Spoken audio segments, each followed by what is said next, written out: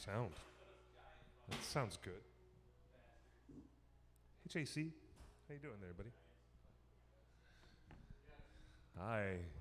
Looks like we're getting ready to start Torn Tuesday live on the air. Where'd I put my phone? Oh, boy. All right, well, let's start. I'm over here. We're starting the show, but there's mischief over there. What show is that? It's Torn Tuesday, everybody. Welcome to theonering.net. I hear a disembodied voice floating over there in the distance. What is that voice? That's the voice of Justin, our co-host. There he is. He's on camera. He is actually not off camera. He's on camera now. I'm right here. This is amazing that we can switch different cameras all over the room. Yeah. Welcome to the entire Lord of the Rings, Hobbit, Silmarillion, Unfinished Tales community, all the Middle-earth fans, all the Ringer fans of J.R.R. Tolkien, all of you wonderful people, apostles of the Professor, students of the Legendarium of Arda, perhaps I should say acolytes of Arda. All of you Ringer fans. Acolytes of Arda. Acolytes of Arda. All of you Ringer fans out there, welcome to the one show at the one website called theonering.net. This is Torn Tuesday, our live show. My name is Clifford. Welcome back to this wonderful broadcast. It's nice to be here live and in person. As we have done for over 6 years, we have now been broadcasting a live show every week for such a very long time, providing news, gossip, infotainment, maybe a couple of cheap jokes, and a lot of deep nerd stuff as we geek out about the Lord of the Rings news coming from Amazon Studios. And we're also going to geek out about all things happening for the Tolkien fan community worldwide. You're at the right place. This is theonering.net. And hello, everybody. I'm hiding. This is Clifford here. I just freshly shaved, buzzed. I didn't shave it. I can't do the Vin Diesel thing where it's like a skin shave and you look like Mr. Clean with that shiny, shiny look. I can't do that chrome dome thing. I'll take the buzzers down to the very bottom edge. Go bzzz, bzzz, and that's bzzz, it's all gone. But what's left is a little bit of a puppy butt. What do you call that? It's when your girl reaches up and she puts her hands right here and she's like, oh, it's like a scruffy little puppy butt. Like, does your wife ever do that to you when you get a fresh haircut and you're like, JC's like, no, what? I don't know what you're talking about. Puppy butt, right here. That's when you got this buzzy, fuzzy little thing. And anyways, whatever. I'm entertaining myself. All right, it looks like YouTube is having its own delightful issues. But we're here live anyways. Welcome to theonering.net. And I'm going to put my hat back on and say hello, everybody. Oh, my God, you are a lovely audience. Live chat is available. Come and be part of the show. Come on, live. You can chat with us on the theonering.net hotline. Skype. You can Skype us. You can Skype in and be visually brought in, full camera mode, as a Skype caller. You can send us a text. You can call us on the phone at 530-64-FRODO. Area code 530, number 6, number 4, FRODO. For Frodo. See that number? There it is. The number going over my head. That's the hotline. So what are you doing over there, Justin? How are you today? I'm looking at. Look, this is the Skype. I'm just gonna leave the Skype on screen until someone calls. So we are at the One Ring Net.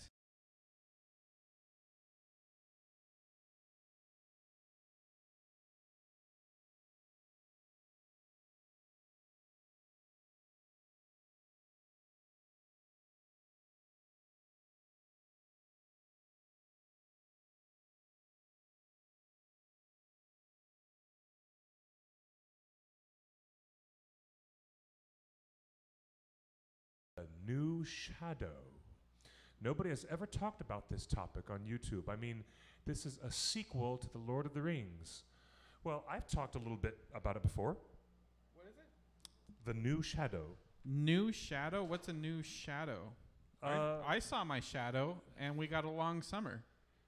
You know what I'm talking about? The new shadow. I saw my shadow, and now California is on fire. We're having a long summer. It's been 103 degrees every day for a month. That's what I get for seeing my shadow. Dude, you're way too funny. Not really. Way too funny. No. Hey guys, Stick to your day job, Justin. I'm testing different parts of the bar. That we have this wonderful, huge round bar here at the Scum and Villainy Cantina, and it allows a bunch of people to sit around it. So I'm testing different camera angles. Yes. So if you guys ever want to join the show, come on down to Hollywood and be a part of the show. I'm wondering if more people would join the festivities if we did the show later in the day. We started doing it at 5 o'clock because live at 5 sounds great. But it misses out on a lot of our European audience who just watch the archive the next day. Some of you stay up very late, very, very late. So if you guys are staying up late or watching it later, why don't we just do a show at like 8 o'clock, 8 p.m. Pacific? It will give you more time, local fans, to come be a part of the show. And I think we could set up a whole round table. So I don't know. What do you guys think? Should we do it earlier in the show? Are we going the wrong way? Should we do something at 3 p.m. Pacific? So while you're at work, you just come back from lunch, you really don't want to continue doing your work at your computer, you can watch our show before you hit the road on your commute. That's earlier for people on the East Coast to join us. That would let people watch us on the East Coast at 6 p.m. or listen to us at their 6 p.m. commute. Yeah. Or the UK people might be more awake. 3, 4, 5, 6, 7, 8, 9, 10, 11 p.m. So it's before midnight. If we started at 2 p.m., then that means 5 o'clock commuters would get to hear us live at 5 when they check out. What do you guys think? I don't know. That would make it more difficult for us to have an audience here because people here in LA would be like, oh, I have to schedule the whole day off of work just to come and be part of the show. Well, I mean, Cliff, come on, let's be honest. Yeah, I know. That's right. We're 5 o'clock here, and nobody look at this beautiful bar that you're standing in front of. You're talking to an empty audience. An empty audience. I'm not talking to an empty audience. I'm talking to hundreds of thousands of enthusiastic fans. Well, we have a special request from someone to talk about The New Shadow, which is something we have talked about. It has not been neglected. Yeah, so sorry for talking about this on theonering.net. Seeing my shadow. What is The New Shadow? The New Shadow is the sequel that J.R.R. Tolkien had attempted to draft for The Lord of the Rings himself. That's right. Professor Tolkien himself made an effort that he soon abandoned to make his own version of the sequel to The Lord of the Rings. Did you know that, Justin? No, you didn't know that, did you, Justin? Justin, did you know that? Did you know that Tolkien himself was going to write his own sequel to The Lord of the Rings? And yet he abandoned it. And we can talk about this, if you look in our archives, you'll definitely see me talking about this, but there's not so much to say, really, because it was about 13 pages, approximately 13 pages, according to Tolkien Gateway, which has a great Wikipedia. The New Shadow is an incomplete sequel to LOTR that Tolkien quickly abandoned. The manuscript was published in The Peoples of Middle-earth in Chapter 16. It is set in the time of Aragorn's son. Of course, at the time, he would be referred to as King Elisar. Right? No longer to be referred to as Aragorn. But imagine that Aragorn's son, Eldarion, who is the boy that we see in the movie, in The Return of the King, when Liv Tyler has this future vision of Aragorn holding their son. So we do see Eldarion in Peter Jackson's film, but imagine, it says versions of the tale would place it 100 years to 120 years after the destruction of the ring and the fall of the Dark Tower of Barad-dûr. But Tolkien decided late in the process that the events would be set 100 years into the reign of Eldarion. So it would be 220 years after the destruction of the ring. And Tolkien did comment on, This kid, Yep. Yep. this kid's name is Eldarion. and he is. Why does he always look like he's throwing shade? Every single shot in Lord of the Rings, whether Aragorn is holding him in his arms or he's running to his mother or whatever, this kid always has this piercing stare, like I shouldn't exist, or I'm going to bite you, or I might not exist. yeah. I might end up not existing. So what's up I might with end this up not kid? existing. What's up with this kid? Like, why is he always throwing shade with his glance? funny. In He's Lord not- of the Rings. He's not throwing shade. This is a future vision that was conducted less by the dictates of Tolkien as it was by Peter Jackson trying to get Come a on, dramatic moment. look at those eyes. Look at those eyes. Like, that's crazy. I Do think we he's brilliant. want- I do- think the child actor who's in this movie is brilliant because he stares right into the heart of the audience, and you cut back to Liv Tyler's absolutely emotionally devastated face because she realizes that is the future that my own father is going to deny me. Do we even want grandson the for him, story a of son for me. Eldarion in the Amazon series? Do we even want that in a future They're not season? going in the future. In This future story is going. seasons. In future seasons. There's spin-offs. They've got a lot of They options. could. They conceivably could. could. Now, before we get entirely derailed, I'm going to finish telling you exactly what Professor Tolkien thought about this and why he abandoned it. And to answer your question, I don't think that this is the direction they should go. And there's a reason why Professor Tolkien did not want to do it. Therefore, it's the reason why we, the fans, should not want to do it. Tolkien said that ultimately he thought that this was depressing. He says, I did begin a story placed about 100 years after the downfall, but it proved to be both sinister and depressing. Since we're dealing with men, it is inevitable that we should be concerned with the most regrettable feature of their nature. That is, their quick satiety with good. Meaning, do you know what that means? That human beings have a very quick satiety with good. We get easily satisfied. Yeah, this and image easily- looks bad. Easily lax. Why does this image look bad? What image is that? The new shadow. Isn't that what we're talking about? Well, I don't know where that image came from because we're talking about 13 pages of manuscript. If you're looking at any images, they might be related to some fan artwork that is inspired by it. But I've never seen that image before. But it's in the book, The Peoples of Middle Earth. The History of Middle Earth by Christopher Tolkien. The Look at history, that's right. It's in The Peoples of Middle Earth, which is the name of the volume, right? And that. Is that it? That's it. That's the book, right? no, I'm talking about The New Shadow. The new shadow. The New Shadow is a 13-page excerpt of manuscript. It's not the title of a full book. The name of the full book, as I have said 3 times, is The Peoples of Middle Earth. Okay, now back to what Professor Tolkien was saying. He said, we have to examine the most regrettable feature of man, which is their ability to be so complacent and satisfied when things are good and comfortable. Get it? That's what he was saying. So that the people of Gondor, in times of peace and justice and prosperity, going on with his quote, would become discontented, and restless. He meant to emphasize that they would become restless instead of being complacent. Excuse me. Professor Tolkien goes on to say that in times of peace, justice, and prosperity, they would easily become discontented and restless, while the dynasts who are descended from Aragorn would become just kings and governors, like Denethor, or worse.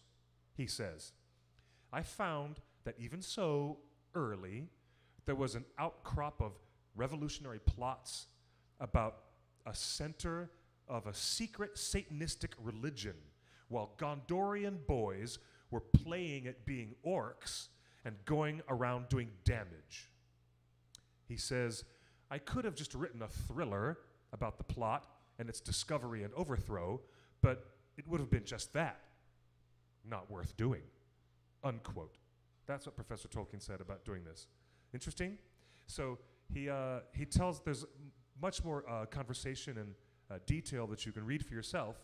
And the two characters are talking about a growing number of people who become interested in orcs and the whole dark wave of Sauron and all that stuff.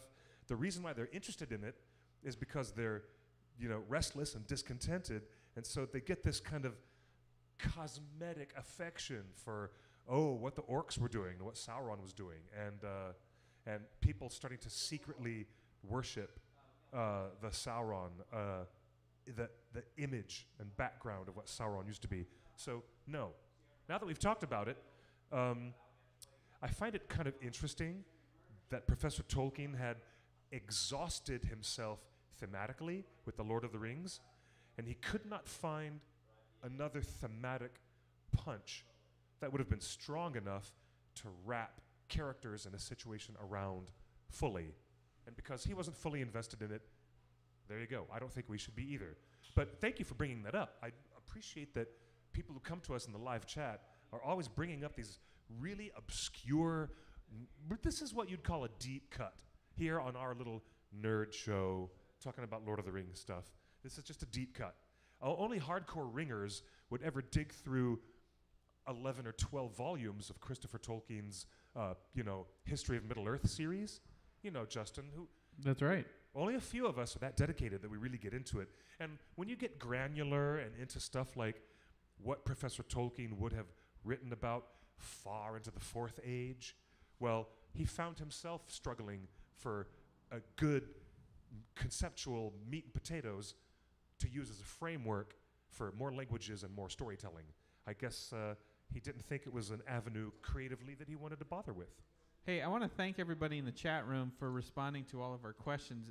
Jen Bourgeois says 8 p.m. is too late, 11 p.m. is too late, so that cancels. I cannot do the show without Jen watching. She's so wonderful, and a lot of our East Coasters are always wonderful. In fact, man, I wish I could see myself. Now I can. In fact, the West Coast has just finished our wonderful San Diego Comic-Con, and we've got amazing things happening on the East Coast in the next 2 months. We have such big events coming up. Yeah, we're like a month and a half away from Dragon Con Atlanta. Wow, first weekend of September. Huge. Yes. And then right after Dragon Con, a month later, there is New York Comic Con. And we are putting together a party of special magnificence. Oh, yes. Actually, it's not special magnificence. It's just a Hobbit meetup. It's a reason to get together. We found a venue. I think we found a little Hobbity bar. It'll be 21 and over, I think. Tickets are going to be like $40. I mean, we're kind of looking at the price of everything, the bar rental and, getting everybody there and stuff like that. But New York Comic Con, if you're anywhere on the East Coast, make an effort to be near New York for New York Comic Con. Even if you don't go into the convention, it's going to be ridiculously good. We will have an event. It's going to be so good. It's going to be good. It's going to be so good. Like this ginger ale. It's so good. Oh my gosh, ginger ale. How about that? All right, now you guys, a word to everybody. Come on down to Scum and Villainy, because you will never find a more wretched hive of scum and villainy. And they've got vodka, they've got drinks, they've got spicy tequilas, they've got some great drink specials. They have a menu with all the good grub, good food, delicious wings, Sam's tater tots with cheese and queso, and oh my gosh, it's crazy business going on. Shire potatoes. So come on down to the Scum and Villainy Cantina, not just to see us on a Tuesday, and of course we encourage you, are we not planning a special 2 weeks or 1 week from now, a special thing where we need to invite a lot of people to be here live? Yes, it's happening soon. Well, people are invited every week. People are invited every week. Bilbo's birthday is coming up, and who knows? Oh my gosh, we have so many ringer events coming up, not to mention the enthusiasm around the Gamers Convention. Strategicon will happen for all the nerd gamers here in LAX, right here in Los Angeles by the airport. at the same weekend as Gallifrey. The Doctor Who fan convention, Gallifrey, is happening. And then there's us, going to be at Dragon Con over that September weekend. Labor Day is going to be a big, big, big worldwide geek event. There's so many things happening. Guys, what would you... have you ever been to Dragon Con? Ever? Not, no. Do you know what they do best of all? They do cosplay. They have the most outrageous, dedicated people in Atlanta, Georgia, going to Dragon Con. The cosplayers are unhinged. They're so creative. Unhinged. You're selling it. I'm loving it because it's the most appealing thing. Well, let's look at the guest list here. Oh, and we the guests. are happy to Oh, my God, announce that John Noble is coming to Dragon Con. Denethor is coming to Dragon Con. We're so excited to. Oh my God! Wait, isn't Billy Boyd going to be there? Craig Parker? Well, let's see. We got John Noble. We got Dean O'Gorman, who is Feely in The Hobbit. Let's see. Let's keep scrolling down the list. Craig Parker. What was his name? Not Lindeer. Why am I blanking? Craig Parker was Haldir. Haldir, not Yeah, dude, he Lindeer. was Haldir. Come on. So let's keep going up the list. We got Dean O'Gorman. I'm so excited. John Noble. Larry Niven. Look, Jennifer Morrison. Who else? Graham McTavish is confirmed. That's number 4 on the Hobbit list. Hey, there's Robert Duncan McNeil from Star Trek Voyager. That's right. He's so good. So we got 4. Wait, no, Robert Duncan McNeil was also in the original He-Man and the Masters of the Universe. Was he? He was the young teenage boy who was the lead when they were in Glendale. That was him, and then he went on to be in Star Trek. Evangeline Lilly is confirmed for Dragon Con. How? So she's fresh off Ant-Man and the Wasp, and of course Tauriel. I really want her to reprise her role as Tauriel and fix the character in Amazon's new series. I would like that. You know what? Can I say something? When Evangeline Lilly is on screen, she dominates the whole show. That's right. Because she's amazing. She upstaged Paul Rudd in Jason the entire movie. Isaacs. Jason Isaacs is coming to Dragon Con. I love Jason Isaacs. I think this might be his first time there. Lucius Malfoy. That's himself. Right. Brian Henson is coming. Oh, cool! Really? Oh. John Heder. Wow, they got it. Karen Napoleon Gillan. Dynamite. No way! Gil Gerard. Buck Rogers from the 70s and 80s. He means, I don't know. Victor Garber. I love Titanic. You don't know who Gil Gerard is? He was Buck Rogers in the 21st Century, the big hit show on NBC Before my that time. dominated television when you were an ovum. Felicia Day late is 70s. coming. Oh my gosh. The cigarette smoking man from X-Files is coming to Dragon Con. He's classic. He's great. I I'm love him. so excited. What else? We got Tom Cavanaugh, Peter Capaldi. Oh, Doctor Who. It's coming to The Dragon Doctor. Con. John Barrowman is also coming. And Cass Anvar, Kevin Anderson. So we've got a pretty good list, but let's go back down to the Tolkien people. We got Dean O'Gorman, Craig Parker, John Noble, Graham McTavish. I'm so excited to have so much Lord of the Rings and Hobbit return to Dragon Con because we really missed it. I don't know why they canceled the Tolkien track. Maybe they're rethinking the whole track idea.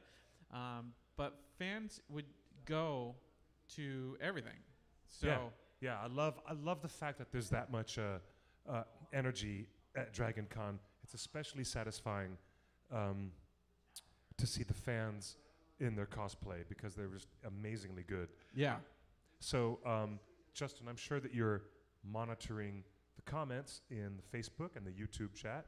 Yeah, Kaylin Griffin has been to Dragon Con a few times. Joe Richardson is talking about flipping through the pages of Middle-earth. Kay was there when Billy Boyd and John Barrowman and John Rhys Davies. But who's prettier, Tauriel or Legolas? It's a tie. They're both elves. Come on. All right, you guys. know this. The hotline is 530-64-FRODO. Oh, and look. Hey. FRODO. Happy to be back from vacation, Drew. Hello, Drew, from the East Coast, our good friend who sent you that beautiful Funko Pop. Oh, thank you, Drew. He That just was sent us- awesome. Yeah. I was so surprised by it. I was so surprised. You can watch the archive. Near the end of the episode, I think we opened Isn't that nice? opened the gifts. Yeah. Thank you so much, Drew. It was very You're thoughtful. amazing. Very thoughtful. Yeah, you're amazing, dude. That was very nice.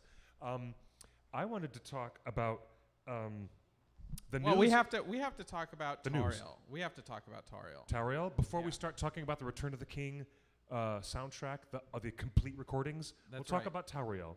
But Yeah.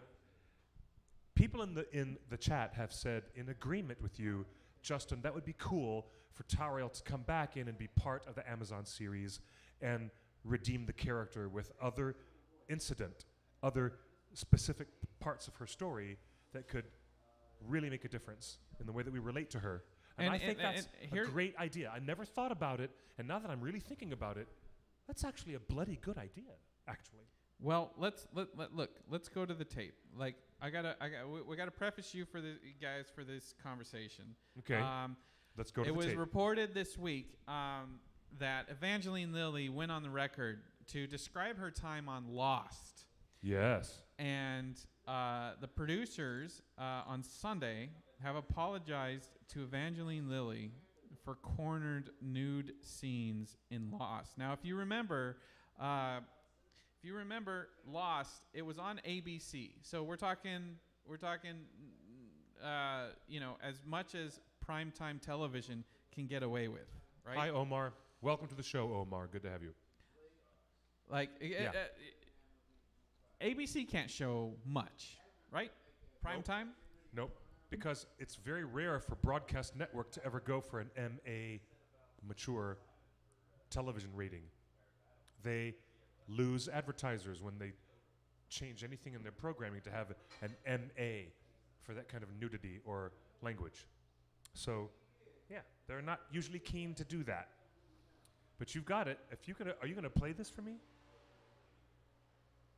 Okay. Now Justin's backstage, and I think he's gonna get this working so we can watch this.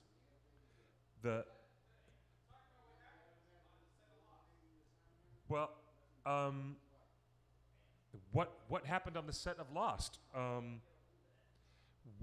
I'm not entirely familiar with what happened on the set of Lost. Here's the thing: if you watch Lost, did you watch Lost the whole series? I only watched like the first two seasons. You missed I watched the first 2 seasons. What happened to Evangeline Lilly's character in The Hobbit is an echo of what happened to her on Lost.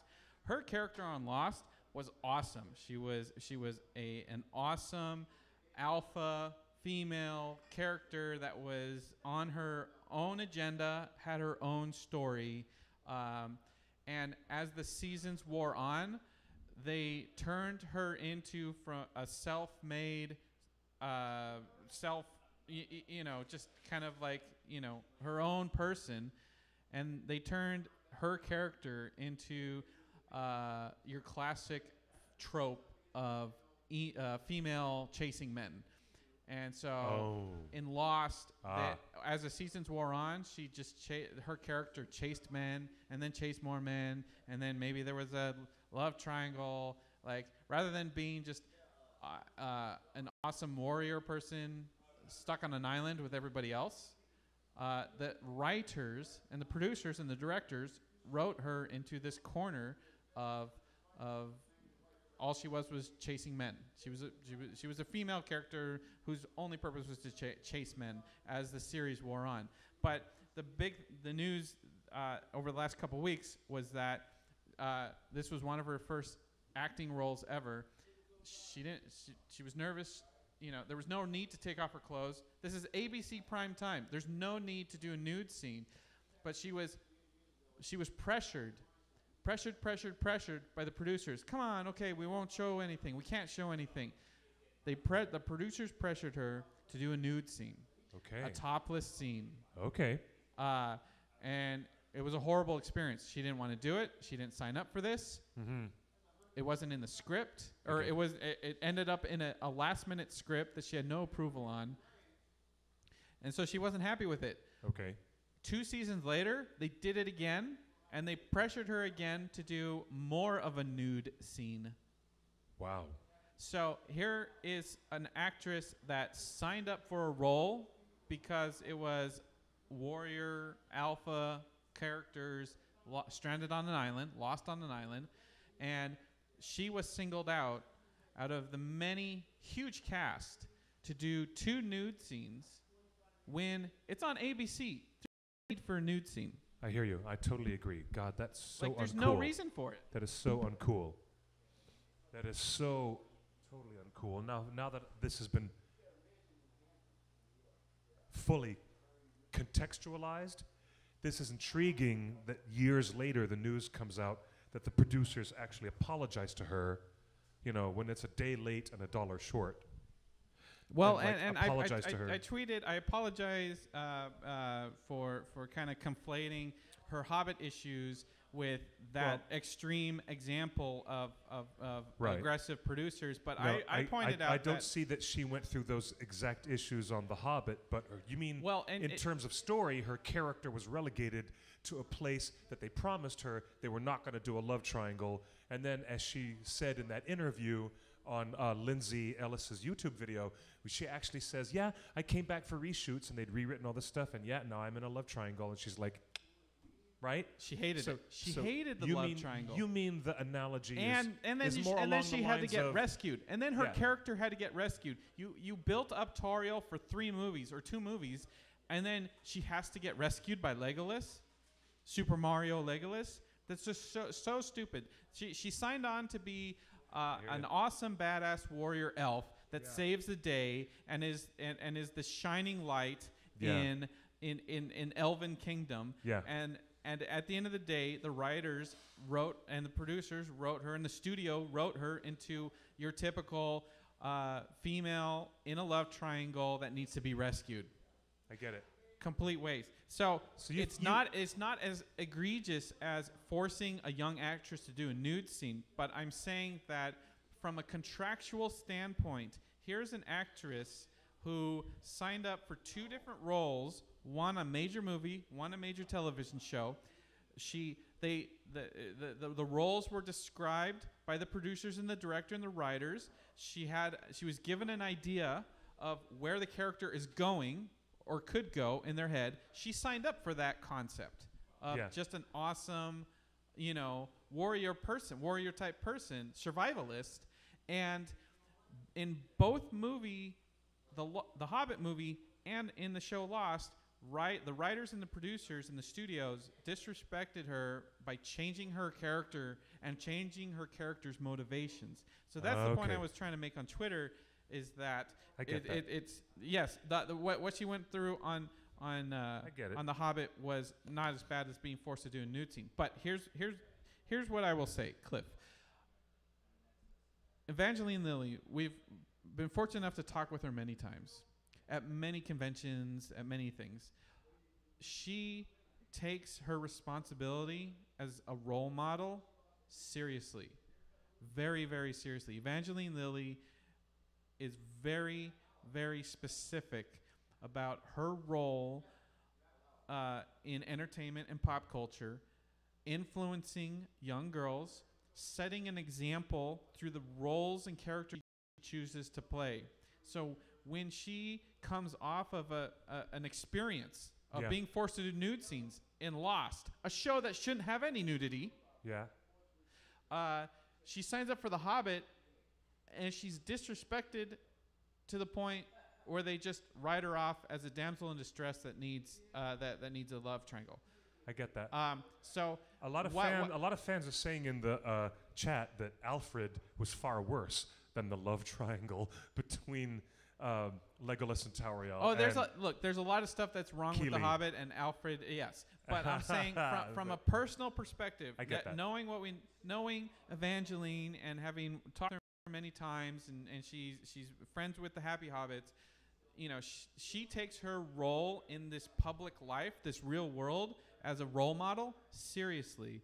And the fact that she just come off Lost, she knew she was becoming a role model. She signs up for The Hobbit to be a role model for all the cool girls coming up to take control of your life. Yeah. And in reshoots of The Hobbit, they change her character. Indeed. And they change her character's motivations. Indeed, they do. I feel that's just as disrespectful as making an unknown actress do nude scenes is it's just as disrespectful to take an established actress who has an agenda to set a good example as a role model, and then I agree. that agenda is written out of the script and you're turned into your typical female love triangle that needs to be saved. So I agree. Fully. I feel that like that's twice now that Evangeline Lilly has been treated very unfairly, and I absolutely want the Lord of the Rings series on Amazon to bring Tauriel back, to give her a storyline, not just to tell Aragorn's story, but have a parallel where Tauriel is leading the charge to find Aragorn and protect him. I don't know, but there's so much you can do, and Amazon can team up with Evangeline Lilly and give her control of the character. Put Evangeline in a room with the writers and make it and give her a character to help guarantee that things don't get screwed up again. I do appreciate that. But you know the character deserves more. The actress deserves more. That's true. And Agreed the character with that. And your point is quite well made and well thought out. And in fact, it's one of the few times you've actually made a cogent point, Justin. I'm just kidding. I'm just smacking you around. Spit spot. I'm just smacking you around, brother. No, all joking aside, you make a really, really very, very good and well illustrated point about performers being taken advantage of, especially female actresses. But you're never going to get a TV studio to let the actors suddenly come into the writer's room. That doesn't happen. Well, So here's the thing. This is why part of our message at Comic-Con was diversity in the writer's room. It's great that you've hired a couple writers to start it, but get different perspectives into that writer's room. We talked about that last week, having older and younger fans who have very different perspectives of Tolkien and yet understand what the professor was doing. In response to a lot of the chatter that's happening in the YouTube chat, it's really interesting that we're talking about inclusion of women and female characters in fantasy, and yet Screaming Joker Productions has very intriguing ideas. And he said, I would not want to see anything done to the Lord of the Rings series that Amazon is doing to make it overly PC. Overly PC just for the sake of making it PC. And to illustrate his point, he said, we don't need to see any pansexual characters in Lord of the Rings just for the sake of inclusion. And I'm like, well, you're not going to get any pansexual characters because Tolkien never wrote any. And on the other side point, I'd like to say that Brienne of Tarth in Game of Thrones is one of my favorite pansexual characters in any big successful fantasy franchise, and yet she is, now a fan favorite, Brienne of Tarth. So maybe on the outside of it, even though Tolkien never gave us any of those voices of diversity anywhere in his legends, that's just not there, but it's not to say exclusively that high fantasy is not a place where pansexual characters could agreeably exist in the narrative for great purposes of their own and for purposes of the story itself. Again, I cite Brienne of Tarth as an example of that. Hey, there's a good question from Sarah. Would Tolkien have actually written a love story triangle between an elf captain and a dwarf? Professor Tolkien has written love stories before about a dwarf falling in love with an elf, but I don't believe he's structured a triangle out of it because it ends up being like one of the other elves is trying to protect the elf maiden because of their racial distrust. So it's not those aren't love triangles, man. Those are still stories about racial distrust, not romantic upset. That's a very different approach. Hey, it's not a love Chad triangle. In the chat room brings up a good point. Tauriel, her title was Captain of the Guard, right? Literally Captain of the Guard. So why does the Captain of the Guard need saving in Battle of the Five Armies? The Captain of the Guard should be saving Legolas and saving other people. Should be saving the prince. The Legolas is the prince, the firstborn son. Well, I don't know. But Legolas is the prince that like is on his own agenda. He's the one that should have been saving. Is there any way that we can get a special extended, super extended edition of the Hobbit where they role reverse? I mean, CGI you can replace actors anyway. Can they just change the whole ending of Battle of Five Armies and replace replace Legolas and Tauriel's characters with each other? I think that solves a lot of the issues we have with the Hobbit. But look, Evangeline Lilly deserves better, and I will die on that hill. Would you say in general, Justin, that female elves in general need, as characters, need to have a better chance to shine in Tolkien's world? No, I don't think. Or is it just this case with Tauriel? That's not the agenda. It's just the case with Tauriel. To the people, some of the people in the chat room are saying, yeah, we don't need to be a full PC culture. That's correct. Take characters that we love, with motivations that we are aware of, and expand on it. And that's what makes a good TV show. So, Agreed. Tauriel, we know where she's coming from. And she deserves to have a better ending than being a damsel in distress. I guarantee you that if they're going to start bringing characters back from the 6 films, they're going to look at every possibility to bring everybody back as special cameos. You might get Sylvester McCoy to come back somewhere as Radagast. Ian McKellen has already said he's quite agreeable. Sir Ian McKellen, who recently said that he would, drop everything to come back and be Gandalf because there's no who other else person could do it. And there's no other person that should play he literally Gandalf. said who else could play this role. Yeah. So that would be so cool to see an opportunity for Tauriel. Look, if Star Trek can get big list. Jean-Luc Picard back, it is really happening. Then we can get Ian McKellen back. Like, hey, if they're gonna give Patrick Stewart his own show as Jean-Luc Picard, then come on, just pay Ian McKellen whatever he needs. Like, Amazon, you're the richest company in the world. Just take care of Ian McKellen in the twilight of his career. That's all. If he spends the rest of his waking life as Gandalf, I don't think he would be disappointed. I don't think we'll be disappointed. And I don't think Cliff would be disappointed. I'm not. No, I'd be brilliant. I think it's brilliant. I think it's amazing. I'm also intrigued by the idea of fresh faces coming onto the scene. What I don't want is a departure from Howard Shore's music. I think that is one of the biggest things. Well, and who's yet to say whether they'll approach Mr. Shore and ask him to come back and do any new material for the show?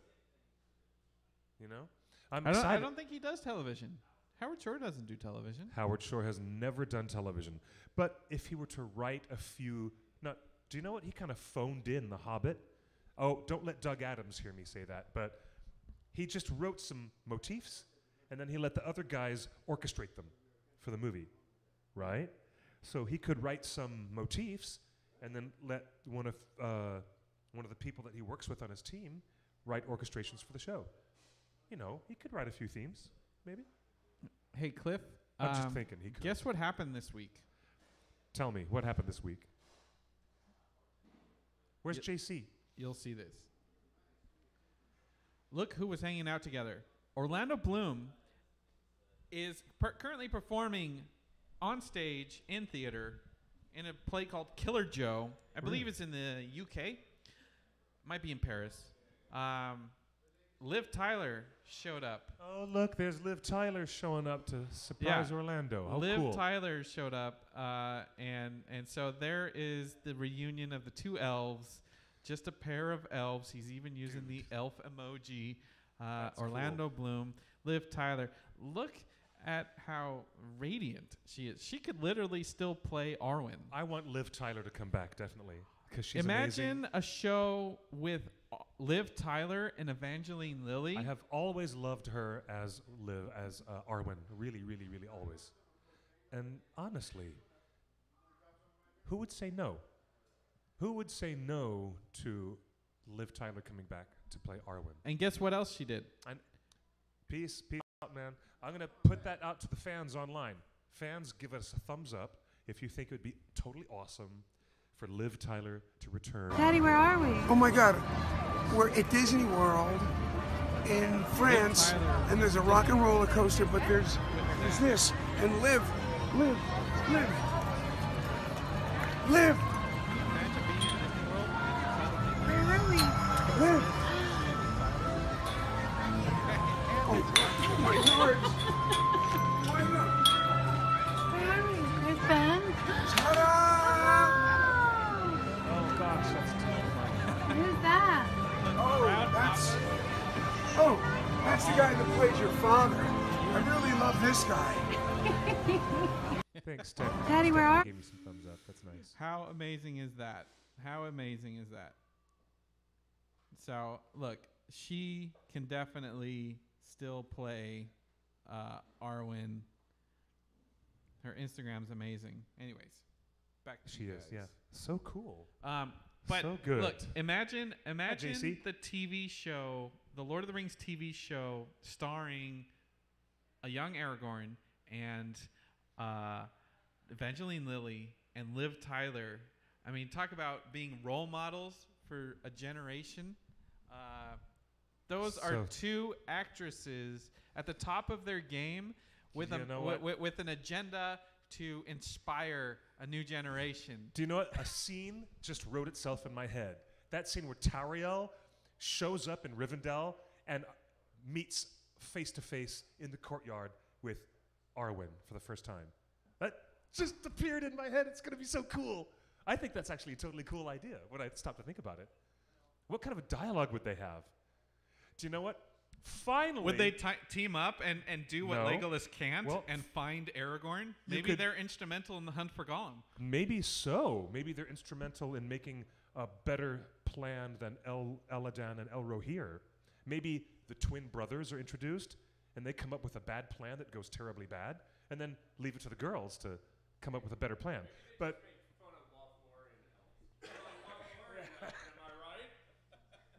that's funny. JC says maybe they just get together and gossip and make fun of Lothlorien elves.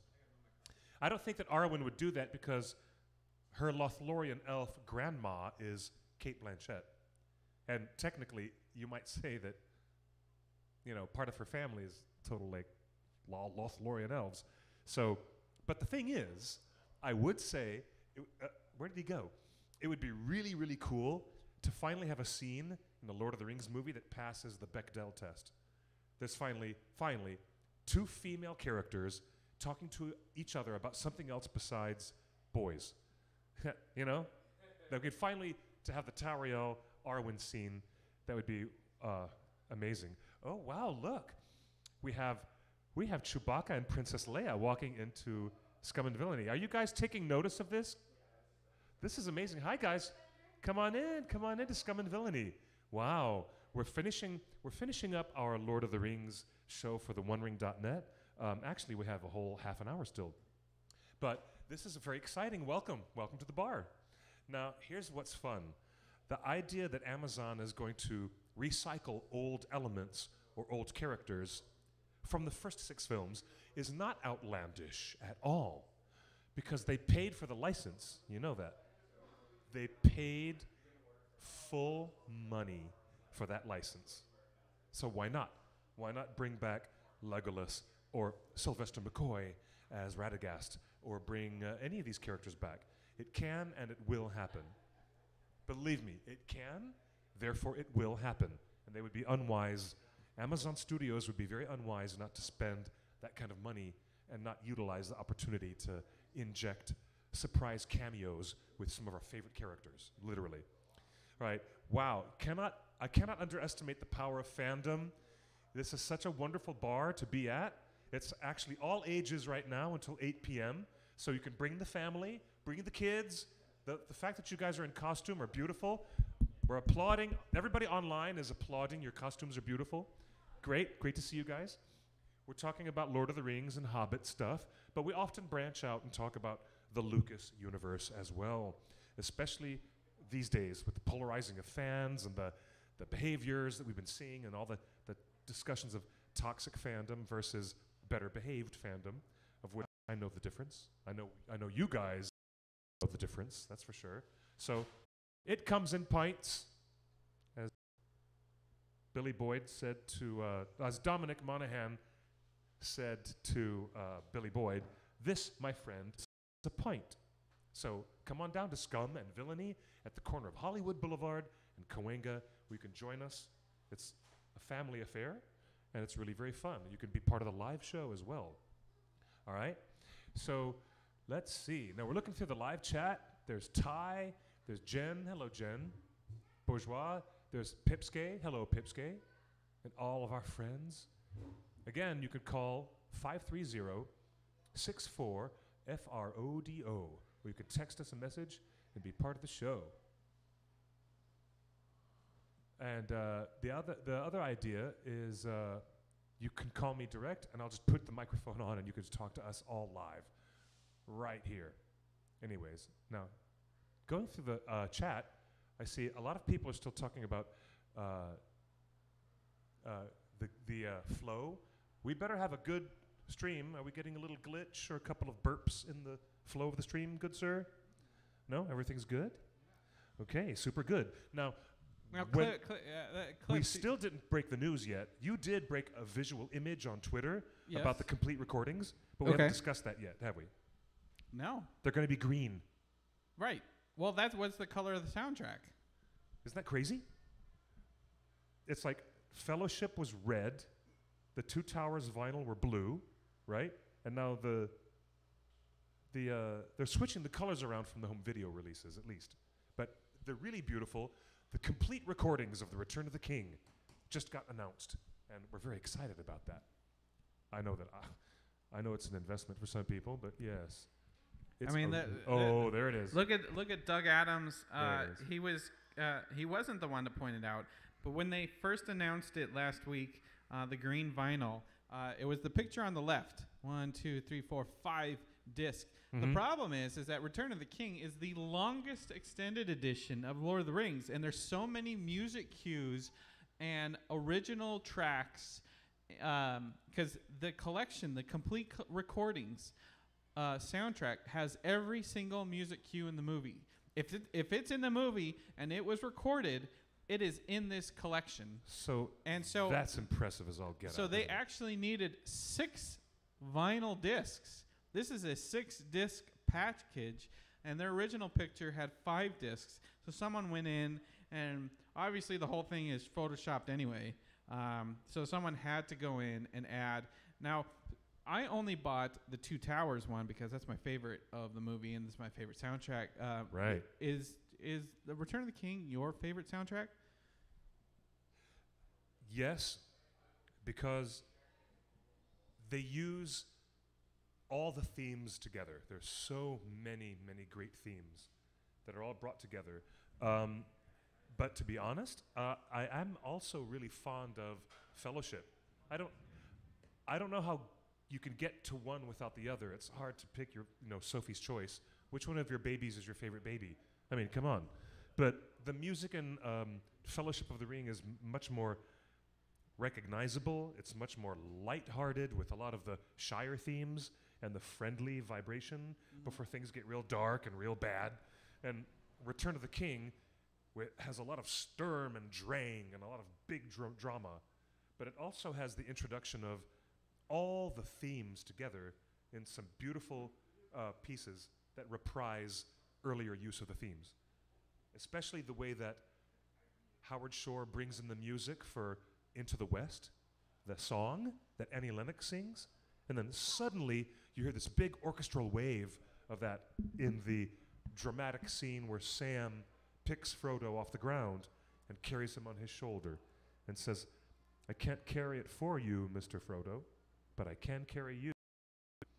And you get this big orchestral version of Into the West, and it's beautiful. It's really cool. I love stuff like that. Does the music make you cry, or does the line reading make you cry? No, a lot of the line readings only work because the music is making us cry. Yeah. To be honest, that's how that works. Yeah. You know what else happened this week, Cliff? What's that? Tell me what else happened. You got more mischief in line, sir? It's not my mischief. What's it the is mischief? mischief of your favorite wizard. Ian the McKellen. Injury, the famous news about Ian McKellen and his injury. He's currently playing King Lear on stage. And now, I've seen him do that live. It's a very strenuous role. It's a very physically strenuous role. Well, he was rushing to catch the subway, the tube, the train. He's taken the London Tube to work instead of taking an expensive car. Yeah. He's with the regular people getting on the subway. Yeah. Isn't that great? He is one of us. He's the salt of the earth. So, I love this man. I love this guy. So someone tweeted, it looks like they're up on the balcony, like this perspective on the balcony. It says, Sir Ian McKellen injured himself running to catch trains, and this afternoon's performance of King Lear was canceled. Instead, McKellen came out in a chair, and it is pretty incredible. Look at that, 20,000 likes. I'm hitting like. Oh, I'm not logged in. So 20,000 likes. So she goes on to say, McKellen does not approve of using microphones in the theater. Says it gets in the way of connecting with the audience. That's interesting. Someone shouts, what's your advice for aspiring actors? He jokes, don't. Fun story. On set for Lord of the Rings, he kept all 3 of the novels of the books in his costume the whole time and would reach each scene as it was written and give Peter Jackson notes on interesting Gandalf bits he hadn't written in. Well, Cliff, that's what I'm talking about. Evangeline Lilly in the writer's room. It's like, here is Ian McKellen telling the writers, hey, add some stuff. Evangeline Lilly should be doing the same with her character Toriel. I agree. In his own words, neither of us caught that line. It's actually, you cannot pass. One of the most famous lines, and we got it wrong. That's right. In the book, you cannot pass. It is changed in the film. Yep. A young actress called Maggie Smith spotted him in an early stage role and recommended him to Laurence Olivier. Wow. Isn't that brilliant? Wow. What's your favorite non-Shakespearean character? There's only one answer. Gandalf. That's right. Of course. So brilliant. So brilliant, isn't he? Someone in the audience asked Ian McKellen his tips for auditions. He said, having been the one people audition to, just relax, because they'll know if you're what they had in mind before you've even spoken a line. And it's not inadequacy on your part. It was magical. Standing ovation for Ian McKellen and his stage mates. Look at that, out of character, out of, that's just how they can't come to the thing. How amazing is that? That's so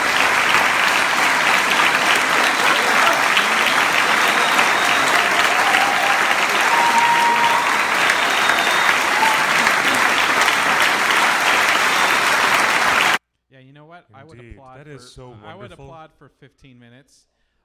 And then Ian McKellen says, I hadn't long been up before I set off for yesterday's matinee.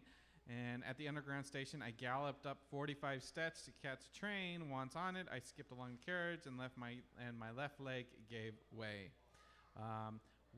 He still felt guilty. Even after this went viral on Twitter, he still felt guilty enough to put out a note. So, isn't that sweet that he did that? Fairly safe to say I've had a unique. Cliff, you know what I love about our community here is that when we posted on our Facebook page about it, someone in the chat room was at the performance. Oh, how about that? I was at the performance in the evening, which he insisted on doing flawlessly. How cool. I was part of the audience there and then. Look at that. Absolutely brilliant to listen to him and dive into his stories. So here we are on our Facebook page, and people we need to get this guy on the show. And I agree. And talk about it. I do. I very, very much agree. There's been a lot of very, very interesting debate happening in the YouTube chat today. Very interesting discussion among the fans about the appropriateness of casting people of color in a very white, Northern European-looking Lord of the Rings type universe. And it reminds me of the usefulness of the conversation that we had when we were at Comic-Con with all of our friends on the panel with us, and how intriguing the details were revealed to us by the very, very smart Kelly Rice, and also we had Abby, who was on our panel as well. That's right. Remember how fantastic she was? So, but we've talked about this on the show. where Abby even Ebenezer. Remember Abby Ebenezer, who was on our panel? Or remember the intriguing. Lord of the Rings animated series? Aragorn was drawn and acted in like a Native American visage. Yes, he was. And it is believed that Tolkien himself imagined the character Aragorn descended or is inspired by Greek heroes and Eastern Mediterranean Atlantis. people. And well, those are people, not the people- Danish, white, blonde-haired, blue-eyed people. Correct. They were from Numenor. The Numenorians, which were the bloodline of Aragorn, were actually quite different from the other Northern European types of people that are in the story. But I find it so fascinating that the discussion of diversity has finally come to like a really decent intellectual place where we can talk about it and how we can be open to what this means in our fantasy and how we digest and consume all of these new stories that are going to be coming to us, and what it means to us as an audience to have people who are there in this world actually represent a deeper fabric of what was in Tolkien's world. Look, and let's be honest. A more we remember considered when view. Lord of the Rings came out. It was called out on our message boards. It was called out in the press, and it was called out in the fandom community. How come in Lord of the Rings movies, all of the protagonists are white and all the antagonists are native Aboriginal actors from New Zealand? You know, there's like an intent by the filmmakers to put all of the Maori actors in orc characters and goblins. So and they flew in. That was a spurious argument, wasn't it? But it was called out at the time. So this isn't like, this isn't 20 years later where it's like PC world gone amok, liberal, whatever. Like you don't put your politics in this. All I remember as a fan is when Lord of the Rings came out in 2001 and all the heroes are white and all the enemies are not. It was called out then as inappropriate. It's not true to Tolkien, and it's not true to culture. And I think the Lord of the Rings Amazon series deserves better. Like, it's not true to Tolkien. It's not true to real life. And I think they can do, and we've talked about this, there's new races and areas of Middle-earth that we are going to meet in the Amazon series, in Arnor and the Northern Lands. Yes, indeed. We don't have to have blonde hair, blue-eyed elves, and not all the heroes have to be Danish strapping men, Do you want to have your mind blown? Legolas was never necessarily a blonde. Professor Tolkien never said that Legolas was blonde. He could have been a raven, black-haired elf the whole time, and his father as well. Huh. Yeah. So is that why when the New York Times reviewed Fellowship of the Ring, they called the actor Armando Bloom? They called him Armando Bloom. If you look it up, you can go to New York Times archives, look up the review for Fellowship of the Ring 2001, and you'll see that they credit every person in the cast and this newcomer playing the elf named Armando Bloom. It's so true. This is before he was in, he became a super duper megastar from all the other movies that he did, pirates and stuff. I would say that you're crazy, Justin. Cliff, you wanted to tell us so about crazy, some dragons, didn't you? I do. I wanted to tell you something really fun, because there's a lot going on in the world of gaming. Of course, the energy in Lord of the Rings community has been focused on the release of Shadow of War, since it came out on PS4, the sequel to Shadow of Mordor. It's very exciting, actually, that tabletop gaming has been just as energized for us fantasy fans as the video game world has. Anybody a big fan of Magic the Gathering? You may remember, if you're a Magic player, go way back to 1995, and there was a game, a tabletop game that was released called Dragon Dice that was out to compete with Magic the Gathering. And instead When of was this? Instead of being a collectible card game, it was brought out as a collectible dice game. And by the way, it's like, check it out. Go to dragondice.com. I'm going to show you something really cool. And they're having a Kickstarter right now, which is quite satisfying. They are relaunching one of their fantasy races of dice. Imagine that you're rolling a bunch of colorful polyhedral dice, and the dice that you roll and shake onto the table are actual monsters, dragons, and heavily armored soldiers. Well, let's watch the Kickstarter video. Take a look at this. You see.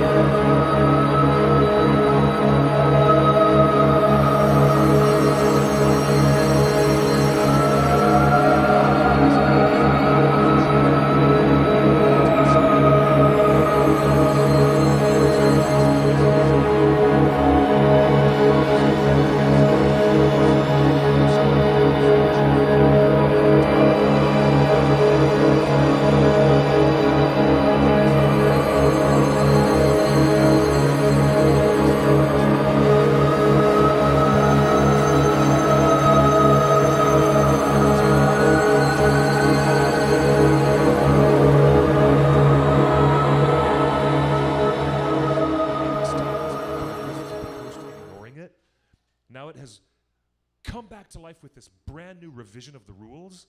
It's really beautifully redesigned. They nerfed. I like the green of the dice here. Oh, well, that's because these are green races. They come in yellow, red, black, blue, or green in combinations. Will they be at Dragon Con showing off this Yep. game? No, I don't know if they will be. They were just at Gen Con. Oh, yeah, by the way, the biggest event of the summer was the Gamers Convention, Gen Con. And you can go to that Kickstarter at dragondice.com if you want to get in on that, because you're going to get a whole bunch of add-ons for free because they've gone way, way past their stretch goals. Like, phenomenally, they've gone past their stretch goals. And if you're like me and you like to play with lots of dice and lots to, just love to get a bunch of plastic polyhedral dice in your hands and shake them and roll them up, you're going to love that game, Dragon Dice. It is a highly enjoyable game, especially with the new rules having been completely rewritten and overhauled from the ground up. Absolutely stunning. That's called version 4.0 of the rules of Dragon Dice. Again, just go to dragondice.com, and if you are on the vintage train with me, like a nerd like me, a nerd of a certain age, and you remember what tabletop games were like in the 90s, you will realize the fascination we had when Magic the Gathering first showed up. We were like, oh, geez, the components of this game are not contained in just one box. We just get more and more collectability and more components of the game as they keep coming out with stuff. It was such a cool thing for us. Hashtag sponsorship, hashtag paid ad, or No. don't you have to disclose this, Cliff? Nope. What are they sending you? I'm just a fan. A complete set? Nope. I'm just a fan. I'm just a fan. Well, maybe you should talk about sponsorship with Dragon Dice. I'm not getting any back end. I'm just... But I will admit, there's a reason why I'm a big fan. I have an organized group of Dragon Dice players. We have an official club at Emerald Knights Comics and Games in Burbank. We play every Thursday. I've got staff from the Magic Castle. I've got like people and friends who are in productions. I've got political people in the world of politics, and they set all that stuff aside and they just come and roll dice with us all night. It's hilarious. It's so fun. Maybe you should come on Monday here and teach the Players Wanted board game night crowd I will do some that. Dragon Dice. Trust me, this Monday night crowd that you guys have is the best for game night, and I'm excited to come here hopefully next Monday if I can get my definitely ass out do. of It's Outlander theme next Is it really? next Monday. Oh yeah. gosh, then I need to get my kilt. Yeah. Oh yeah. in honor of Graham McTavish, who's we should get Graham McTavish to come on the Monday night. But I am going to come here to the game night for sure, JC. Trust me. Trust me. I promise. And I keep saying that every week I'm going to show up, but I do mean it. It's true. Oh, and you know what? A big shout out for my girlfriend, Nicole. Hey, Nicole. Well, you know, she's not really my girlfriend. She's just my friend. But she's a girl, so she counts. She is the young lady who helped me design the Battle of the Five Armies for the Dragon Dice game. We took the physical rules of the dice game and modified it into a 5-person battle game with elves, goblins, dwarves, birds, giant birds, and humans of Lake Town. And we made this amazing Dragon Dice scenario. Thanks, Nicole. I will be forever grateful to my friend for helping me design that. It's really quite fun. Now, before we get off the air and lose the tail end of our show, anybody who's ever existed in the Ringer world, they're going to be coming here in the future for live interviews, for special events, release parties, and we're going to have all these things happening right here at Scum and Villainy Cantina. And I'll Cliff, tell you what. but the next big thing is Bilbo Baggins' birthday bash on the 22nd. The biggest event of the year is September 22nd here in Griffith Park. Saturday. It happens to fall on a Saturday this year. It couldn't be any better. So go to Facebook. Go to our Facebook page. Search for Baggins' birthday bash event. Oh my God, it's so great. It's so great. Just share it. Tell everybody you know that lives in Southern California that you don't want to miss Baggins' birthday bash. It's always it's always loads of fun. Sometimes 20 people show up. Sometimes 400 people show up. But it's an all-day thing. It's free. It's family. It's Griffith Park. It's potluck. Bring your cosplay. Bring your piñatas. Bring your cakes and cupcakes. And dance with hobbits with singing Gandalf. And geez, we might end up back here at Scum and Villainy at night. In fact, we should have a second level of the party that is here at Scum and Villainy, because the Lord of the Rings fans, and raise your hand, we've got a lot of new crowd and new audience here in the live place. If you're a Ringer fan, raise your hand. Anybody a Lord of the Rings Hobbit fan? We gotcha. Did you guys know that in Griffith Park, every year, we have a free picnic with hundreds and hundreds of people who are just fans, and they come to Griffith Park, and we eat all day, play musical instruments all day, and then surprise actors and actresses show up to visit the fans. Did you know that? If you didn't know that, then now you're in on the know. Hey, Cliff. Couple of years ago, LA Weekly said it was the best event in Los Angeles to be at for the weekend. So we invite you all, September 22nd, to come to Bilbo Baggins' birthday picnic in Griffith Park.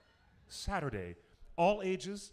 Please, when we have all costumes, we have nothing but music and food all day long, and we act like a bunch of hobbits. Hey, And Cliff, it's a before we go, beautiful thing. we have to give a special birthday shout to Pipskay. Pipskay, it's your birthday. Miss Pipskay, it's your birthday. How are you, honey? She's one of my favorite people in our audience. She's been with us with the show for Forever. a long time. She's been with the One Ring for I love even that girl. longer. Hey, girl. Just wonderful. Happy birthday, Pipskay. Are you 111 yet? That is so good. I'm glad that she reminded us that it's her birthday. Well, Ellen is leaving the chat room because she's going to see Star Wars tonight live at the Hollywood Bowl. Oh, that's right. The John Williams Star Wars. That's where you're going tonight. Oh, my God. That's brilliant. You guys, that is brilliant. I want to go. I bet you that is sold out, like crazy sold out. There might be tickets. There's at always the door. somebody standing up front. There's a guy out front selling you tickets. There's always somebody out front saying, yeah, here you go. Yeah, Scalpers. so Star Wars tonight at the Hollywood Bowl, Empire on Friday, Return of the Jedi on Saturday. Is that what it is? Oh, my gosh. A New Hope tonight and Friday, Empire Thursday and Saturday. They skipped Jedi. Oh, okay. They skipped Jedi? Yeah. Ah. Well, Man. that's going to be a good one. They've never done Lord of the Rings at the Hollywood Bowl in full. I would go see that. I think a lot of people would.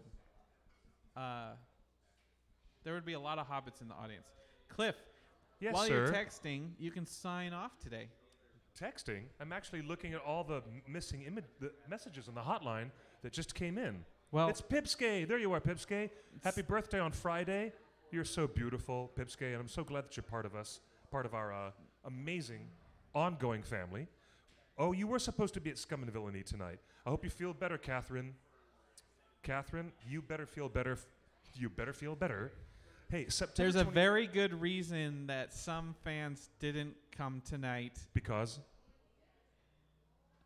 There's cool things in LA. I just love this 'Cause town. there's a lot of events There's a going lot on. of great A events. lot of events and if you going love on. movies, this is a This place is to true. be. And if you love Tolkien, come here every Tuesday, 5 p.m. Pacific, and be a part of our Lord of the Rings podcast. Yes, come and be that we live live on the show. stream from the Scum and Villainy Cantina in Hollywood. If And you have a very strong opinion about the new multi-billion-dollar, I could say more than one, maybe I should just say $1 billion Amazon television series, now that Lord of the Rings and the world of Middle-earth is a place that we're going to go back to for 5 seasons, we're going back to Middle-earth.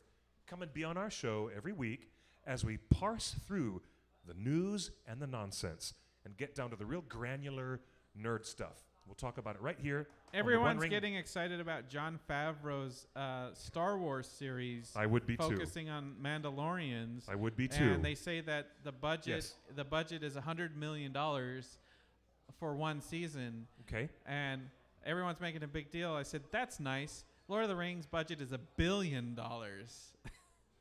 That's nothing. That's nothing. Actually, $1 billion is not all for production. Right. A it's lot of everything. that was $500 million just for the license itself, Well, which is mind-blowing. You great guys, conversation, Cliff. Thank you, Justin, and thank you everyone for being with us here. Thanks all hard-working staff of Scum and Villainy. We love you. I thank you. I love you. Bye-bye. No? No Animaniacs fans? Thank you. All right. I kiss you. I love you. Bye-bye. Right? Yeah. Mwah. That's it. All right. I'm not going to sing the Animaniacs theme, although I'm tempted to do that. You'll quote Animaniacs and you don't know who Peppa Pig is? We have pay-for-play You're contracts. old. We're zany to the max. We have something You in can our sing pants.